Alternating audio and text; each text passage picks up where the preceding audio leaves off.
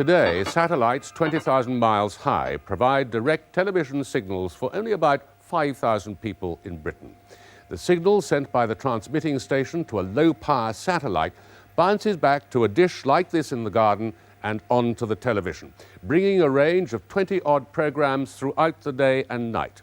Current choices include an arts channel, sport, children's programs, music, films, even Russian broadcasts. In fact, much the same as people on a cable TV system get. But is a breakthrough into the mass market on the cards? Last Thursday, BSB, owned by a galaxy of television, electronics and publishing companies, won the franchise to start high-power transmissions direct to the British public in 1990. This new service would use even smaller, cheaper dishes than this to bring 3 new channels to your screen via an attachment like this to your television. But there's a long way to go before the potential for sky-high profits are achieved, as Paul Burden now reports. The IBA has accordingly, this afternoon, offered the contract to British Satellite Broadcasting, BSB. The announcement of Britain's first DBS operator had all the characteristics of a television awards ceremony. Even the winners were in the dark till the last moment. But was it the start of a bright new day, or just another false dawn? The recent history of the communications industry suggests that the introduction of a new system like DBS is unlikely to be easy or untroubled. 5 years ago, it was predicted that cable television would be reaching most of the nation's homes by the year 1990. In fact, the number cabled up today is a paltry 1%. 4 years ago, the BBC announced ambitious plans for a new satellite-borne service. The corporation abandoned those plans and now faces huge legal claims from the satellite builders. The newest venture into DBS has come at a time of difficulty for the satellite launching industry in the wake of major failures by the American shuttle and the European Ariane rocket. We've had an absolutely incredible situation where right now the West really hardly has a viable launch vehicle. Quite unpredictable, quite incredible. We believe that Ariane will come back into use next year and have our fingers crossed that from then onwards we'll be able to predict and count on launch vehicles launches when we want them. A DBS satellite would resemble this Skynet military communications system now being assembled by British Aerospace. The operators will need 2. The total bill, including the cost of the launches, will be around £150 million. The chances of a failure on launch or in orbit are so high that it will be almost impossible to insure against it. The technology involved in ensuring that all the thousands of components in a vehicle like this are perfectly coordinated, that's something quite beyond the non-technical mind. Suffice to say that the vehicle is capable of being aligned to within a few fractions of a degree from 25,000 miles away. But the problems confronting the technologists who manipulate the space vehicle are likely to be nothing as to the problems which confront the franchise operators as they struggle on the ground to make the financial equation work. DBS has been likened by one expert to a giant geostationary fruit machine. You could lose everything. To claim the jackpot, 5 things have to come up on the winning line at the same time.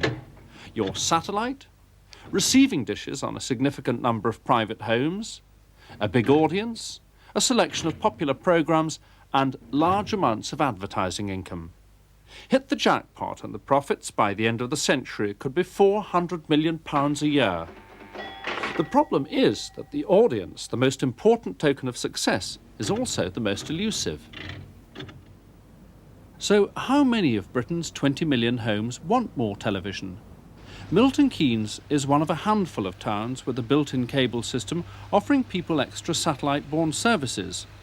The very slow growth of the cable audience does not look like a good omen for DBS. All we have is repeats, isn't it, really? Old sort of American programmes. Not a lot of English programmes in there, is it? Up in the old ones. The children seem to enjoy it, and we do as well. They have a lot more variety of programmes. Sport, especially, that my son enjoys than my husband. Supposing you had the option, as you might have with satellite television, of getting a lot more channels if you were prepared to pay £200 for an aerial, would you think that would be worthwhile? I don't think so, no. Why not? Well, we've got as much as we want to watch now. It's quite good as it is, you know. We've already have some 18 Euro channels, as it were, low-power satellite distribution, not high-power DBS, but low-power satellites operating in Europe. And not one of these 18 channels is yet making money. In fact, one of them went down the Swanee last week. The key to winning audience is good programming. The first important judgment on BSB's programming will be passed by these people, the advertising agency bosses and the marketing men. I mean, it's very small. Moving to Frith Street. Yeah, where television was invented. Coincidentally, they were all together this month to assess the product of Super Channel, a low-power satellite service which will be seen principally by cable viewers. Its main fare will be repeats from BBC and ITV. Good morning, ladies and gentlemen, and welcome to the launch of Super Channel's very first programme schedule. The programme you are about to see is... To impress this audience, BSB will have to offer something more exciting than Super Channel's bill of familiar material.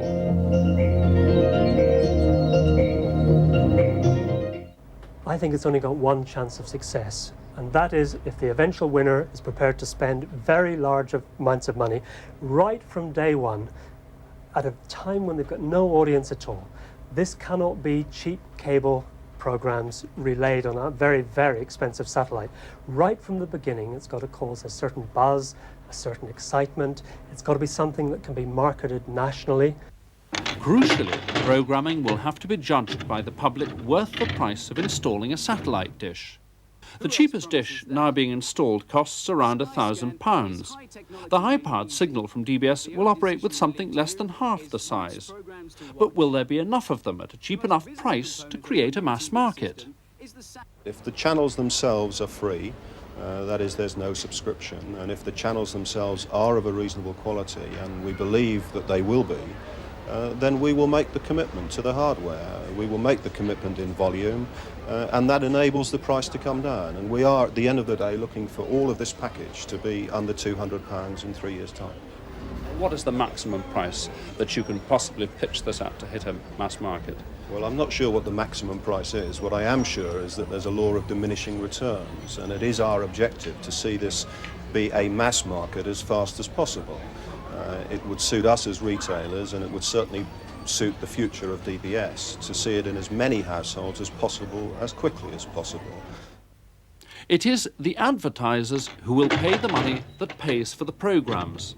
Will there be enough of them to support a high-quality audience-winning service? Turnover, roll VCR. Full speed. Action. The producers of television commercials are hungry for TV time. Indeed, demand so far exceeds supply that ITV income has shot up 23% this year. Over 10 years, it's consistently risen at twice the general rate of inflation. Without doubt, advertisers are interested in the idea of DBS.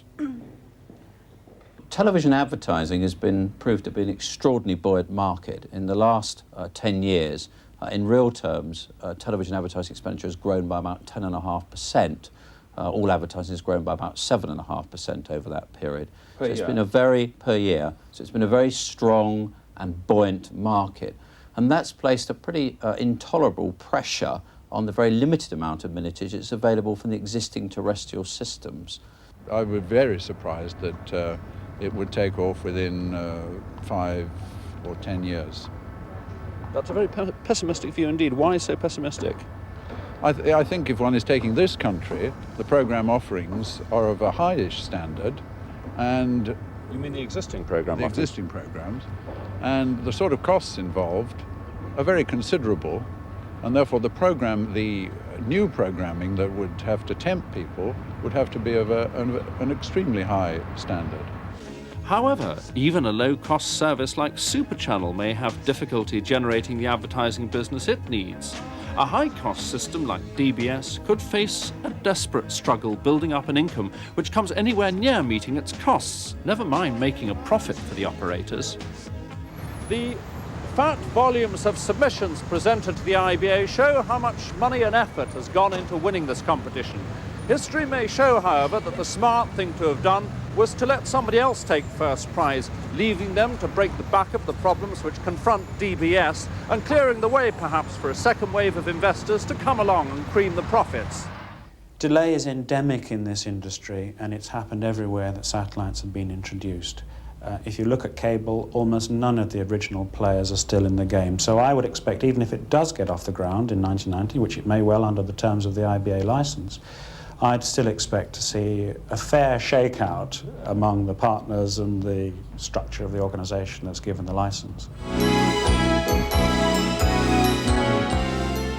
BSB have announced that their 3 separate channels will feature respectively news, entertainment and a mix of children's programmes and movies. Viewers will pay a supplementary charge to watch the films. But will it be enough to draw them from the existing channels? BSB can't succeed unless it generates a new form of paying for British broadcasting, and that's subscription.